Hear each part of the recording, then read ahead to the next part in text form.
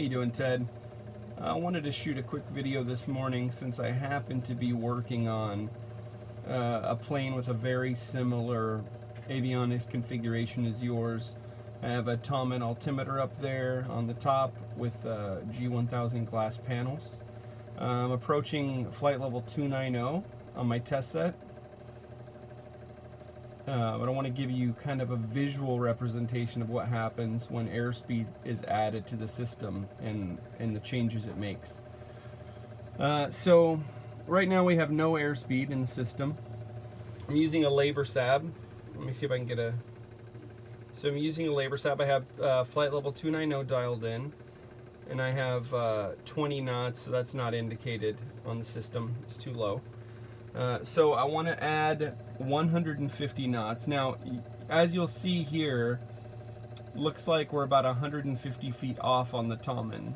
It looks like it's a little low, which is not abnormal. That's going to be pretty close to the limit on this one. So this one is not as accurate as the one in your plane, although this one is currently in limits.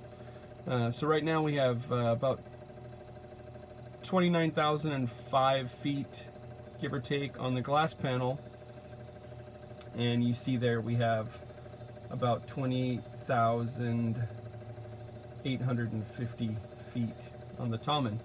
So we're going to add airspeed here on the test set. We're going to add 150 knots of airspeed. So you'll see the airspeed start climbing here. I'll back up. And watch closely the glass panel altimetry. You'll see it slowly start creeping up. Very, very slow. And there it starts moving. So and on the Tom and above, you do not see that increase in altitude. This is only an advanced avionics function for RVSM. So it's slowly starting to creep. We're approaching 150 knots and slowly settling down. And as you can see, the Tom up top has not budged, has not even budged at all. Even if you introduce some friction, it may move a little bit. Yeah, a little bit closer to the limit. So even if you introduce some friction to the Tom, it stays pretty steady at the same altitude, while your glass panel has risen about 110, 115 feet. Now, when we take that altitude back, or that airspeed back out, go back down to 20,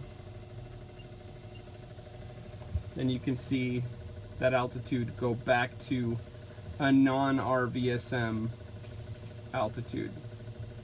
So not as accurate. So you see that glass panel altitude slowly dropping back down to 290, and the Tom up above staying steady with no change. This is only to illustrate that the RVSM capable unit's behavior does not match what's going on up there on any standby instrument. And this would be the same as if we had a L3 Trilogy up there, or an L3 Genesis up there, or even a Mid-Continent MD302, which is what the new TBMs ship with. It will still not indicate those changes. So now you see you have no airspeed in the system, and you're indicating 290, and up top is the same. So there's no change there. Obviously, if you add more airspeed, like if you add 300 knots of airspeed, it will be a greater altitude than if you added 150. So hopefully this helps. Sometimes it's better to see the change happening from a test set when you're on deck.